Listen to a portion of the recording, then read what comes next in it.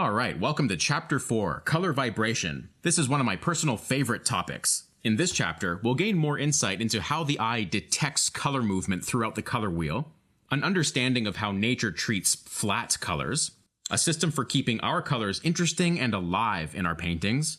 We'll build further in our understanding of nature's color theory, and we'll develop some simple color models that we can choose from or combine when assigning these color ideas. So here we go.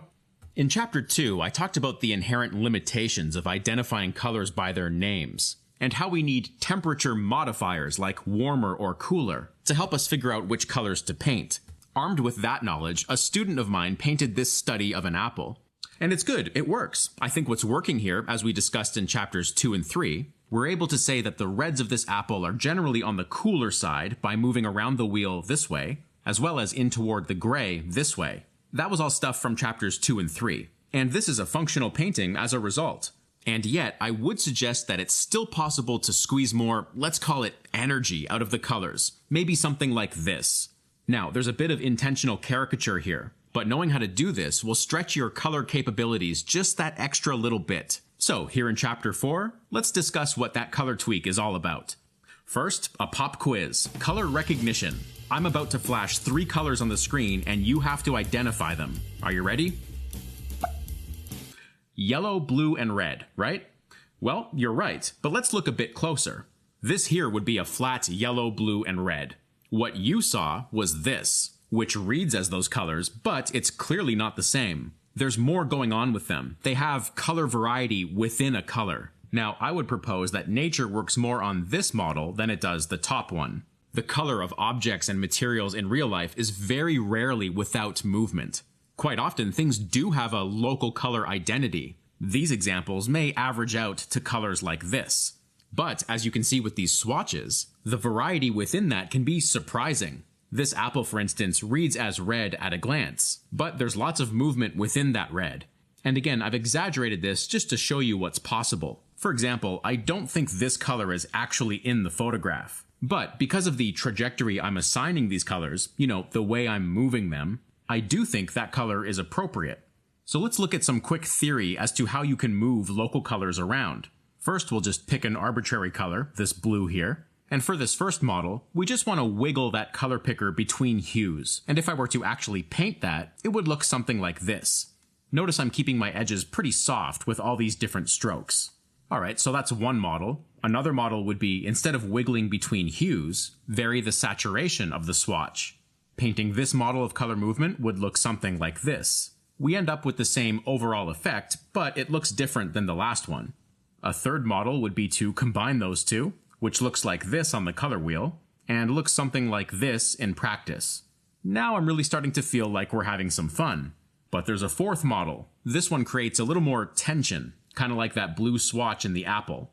I'm going to start with what we just did, but because we're already moving toward gray, thinking about Chapter 1's complementary palette, what I'm doing here is essentially flirting with going to that complement. So what I'm going to do is consummate that by adding this secondary note here. There's a tension because those two colors don't ever actually touch. So you really want to use discretion and pick your spots where you use this. But if you find the right place for it, it can really create something memorable. Alright, so here's an illustration of mine that I'd like to break down. It has lots of different local colors, and I feel like I was testing the limit of these color vibrations. So the furthest background element should read as blue. Here's a close-up of one of those sections.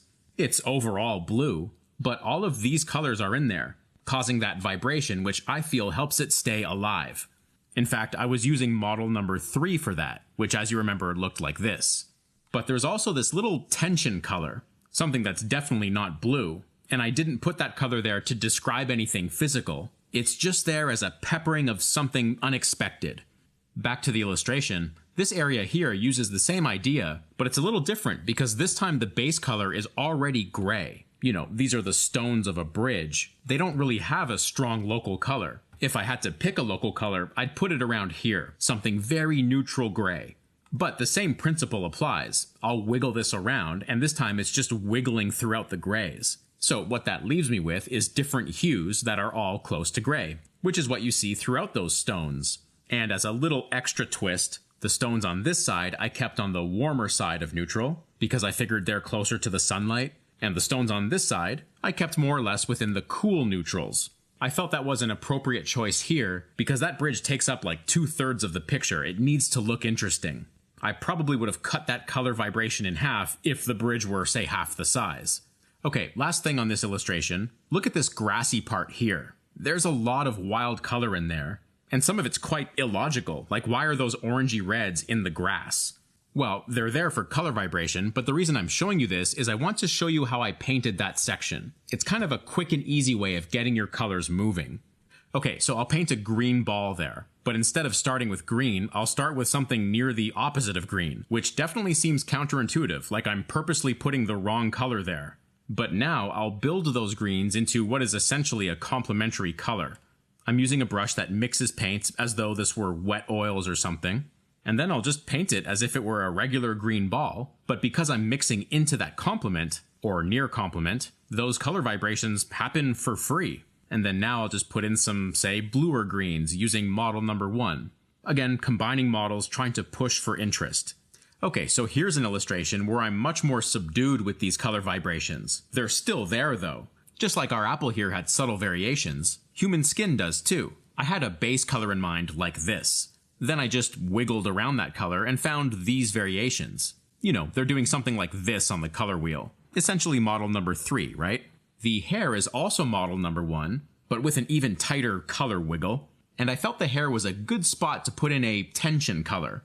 It's these turquoise color notes you see throughout. Now that color is pretty far away from the rest of the hair colors, and that's precisely why I kept the rest of the hair colors so close together. So I had a little, let's call it breathing room to zap in that color vibration.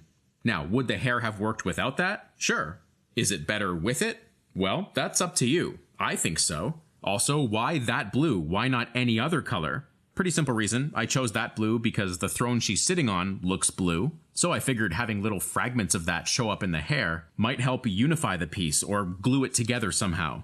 Just a quick reminder that color is the most subjective part of art, and this class is full of principles that work, but it's up to you to use them at your discretion. Alright, so let's do a painting here, and I want to show you how I generally approach this stuff in a real-life situation. This is actually based on a real piece of commercial illustration I did recently. It'll be a soldier riding on horseback. He'll be wearing a bright red uniform with some golden embroidery, and a greenish chest plate too, so lots of local colors here. I'm going to start roughing in that red jacket, and I'm using this brush in Photoshop that has color dynamics turned on, which makes the hue and saturation change during the brush stroke. So I'll use that a little bit to get some preliminary color vibrations in there for free.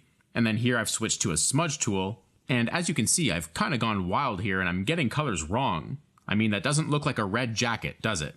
But I'm doing this on purpose. To show you on a color wheel what I'm doing right now, I'm kind of playing around in this range here. Eventually, I'll want to get to about here with that red jacket. So as I build from these block-in colors to that, I'll be simultaneously managing these color vibrations that I leave behind. The other thing that can help, just in terms of calibrating your mindset for this sort of color use, is try starting without a line drawing. Instead, figure out your drawing at the same time you're figuring out your color. Now, that's definitely harder to do, so this might be a more advanced level tip. But from my overall experience, you'll find yourself much more free with color, for some reason, when you're not restricted to a line drawing. Line drawings can inspire a little bit of the color fill mentality, which is totally fine. But in this particular chapter, what we want to do is exercise kind of the opposite of that. Here I'm laying in some of the golden embroidery and frills along the coat. And you notice my color picker there is pretty much in the middle of the saturation spectrum. I find myself doing that often as kind of a tactical approach, because if I'm in the middle, I have the choice of either going more saturated or less saturated. So if I'm thinking about model number 2 for generating these color vibrations, starting in the middle as opposed to one extreme side of the spectrum can really help. So up to this point in the painting, I've been mainly looking at color.